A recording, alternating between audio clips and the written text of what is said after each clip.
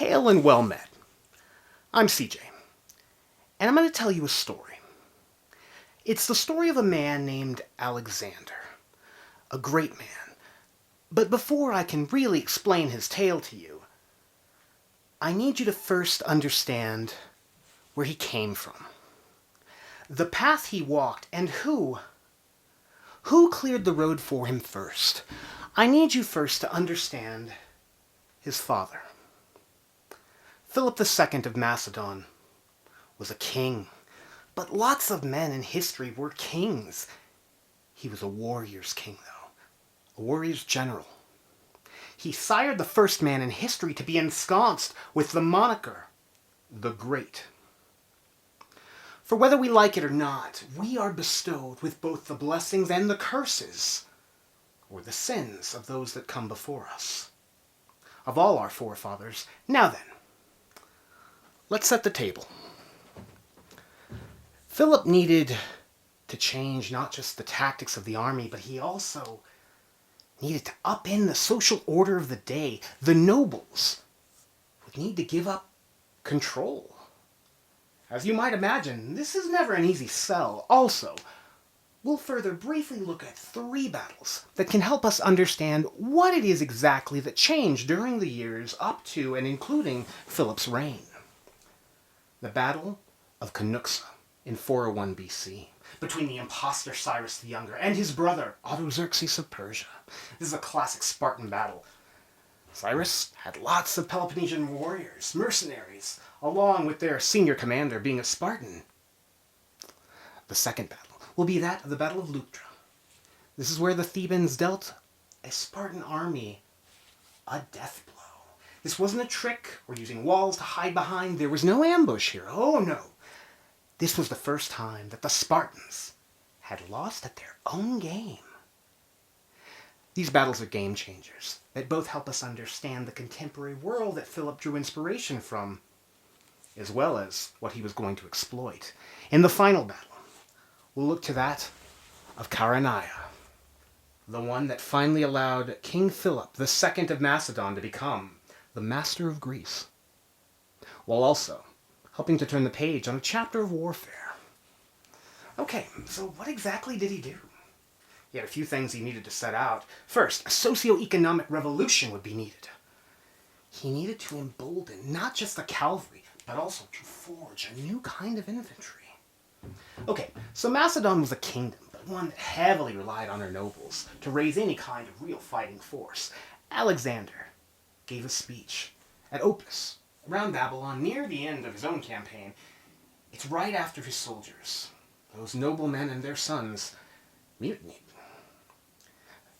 This is not the tale for today, but in this key moment, he calls them back with a speech for the last time. One marked with devotion, discipline, and death. Alexander spoke. First then, I shall begin with my speech about my father Philip, as is right and proper. For Philip found you vagabonds and helped most of you were clothed in nothing but sheepskin, pasturing a few sheep on the mountainside, and fighting with these Illyrians, with no real success. Then the Trebellians, the Thracians on your borders. Philip gave you cloaks to wear in place of your sheepskins, brought you down from the hills to the plains. He made you dwellers of the city, and he civilized you with good laws and customs. His father would ensure that his army wouldn't be one loyal to a region, but instead to their king. They would be royal officers. This wasn't their job, it was their calling. This is how the army conquered Greece, and then would later go to the east to crush the Persians, like father, like son.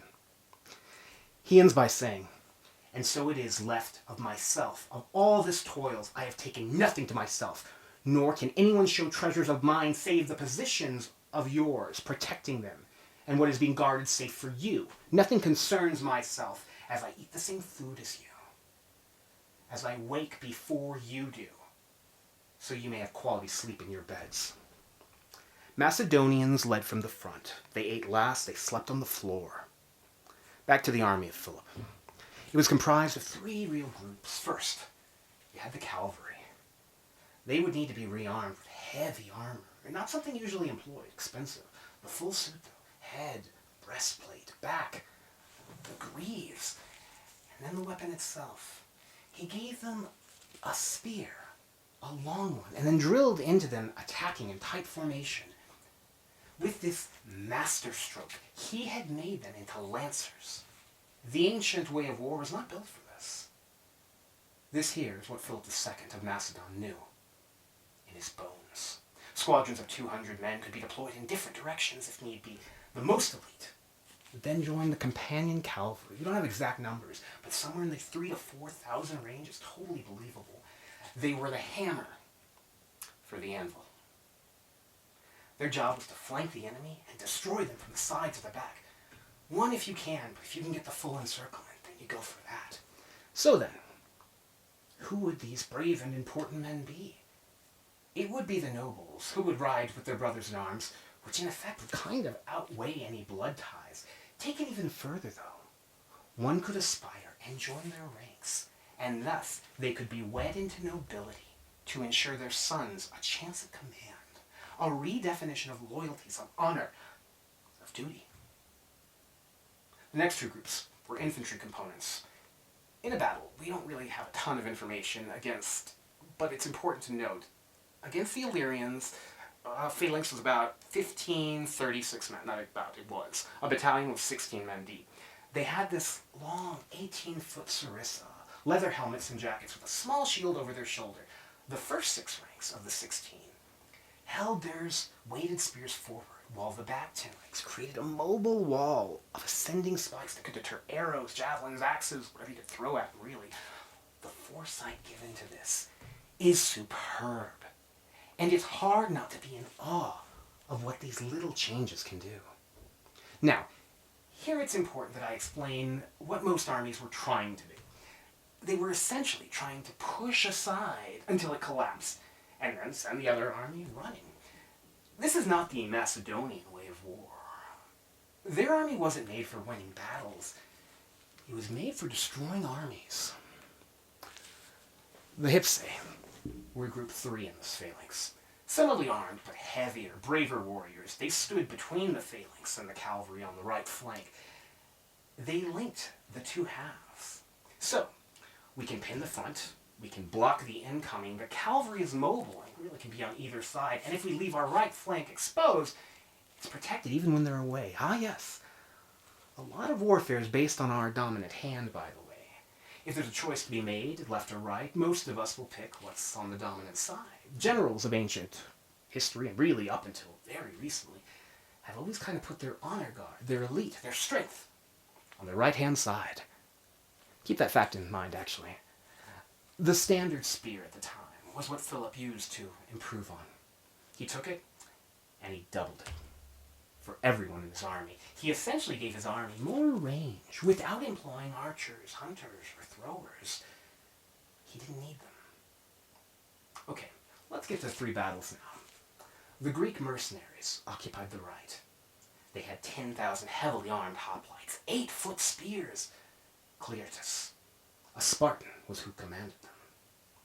This means that once again, the blow is coming from the enemy's right. We know what to expect, which could be our own left then.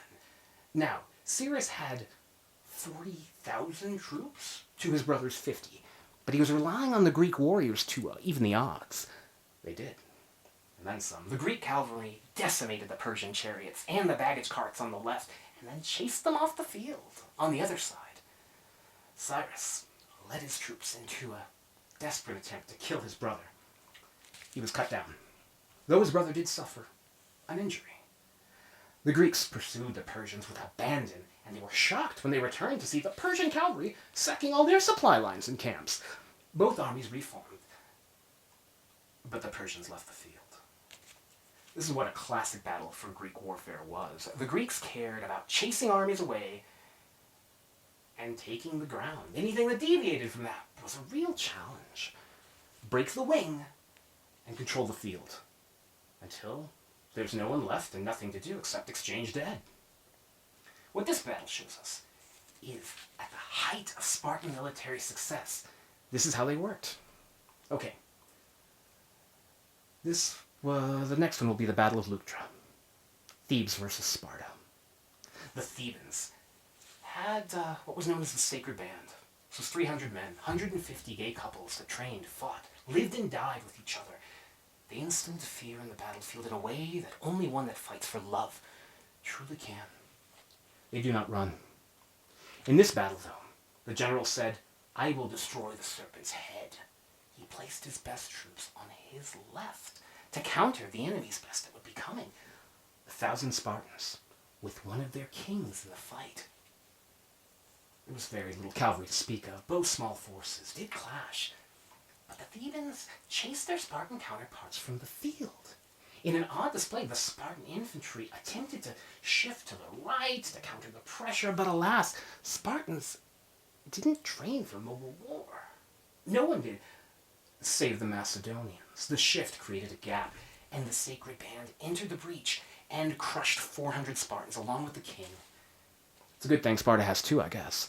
The change in the power dynamics of this fight would serve as a valuable lesson. Philip would not serve in this, but he was a young man at the time, and he would have heard tale of this battle because he was taken prisoner around this time, this area of his youth. A generation later is the last battle that we'll look at as we leave the Battle of Leuctra. Athens versus Thebes, the small town of Chaeronea. Incidentally, this is Plutarch's hometown. No real cavalry on this one either. But, as infantry battle goes, the Greeks held a bit of a high ground and were simply waiting. The Sacred Band would be placed on the right flank near the river. Their entire plan was wait them out. Keep letting them press against your wall until they give up. The Greeks had lots of disparate groups who were joining together for this battle.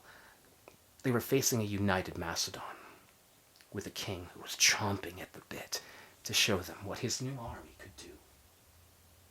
Phillip drew up his army, with most of his cavalry on his left wing. This seemed like he would be attempting a full encirclement. He divided his infantry into two wings, and he would take the right.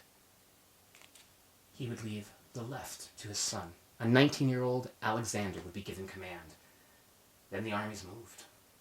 The showdown of the 4th century BC had begun. His army marched forward, and then suddenly stopped. They held formation, but they marched backwards. This was not too uncommon at the time to deploy and then have to redeploy over and over again if you didn't like the conditions on the field. The audible that they called here, though, it seemed to embolden their opponents, that they were falling back and in disarray. To pursue them, they shifted left and pursued at a diagonal. They weren't used to shifting like this. They were part-time soldiers. The entire army tried to keep up, but alas, the Sacred Band held to their orders. They held their ground. They don't run. This gap would be exploited by Alexander and his force, and they would be the end of the brave and noble Sacred Band. We salute you. The right wing was almost under attack until, on command, they reformed their line and prepared for the assault. When you have masses of people moving forward, even without cavalry, it's almost impossible to stop, unless there's a long sarissa waiting for you. To be clear, he had lured them in, and then moved in and destroyed them. The hammer and the anvil. Philip would go on to set his heir up for the next chapter of his journey. But that's a tale for another time. I appreciate yours. Until the next one. See you soon.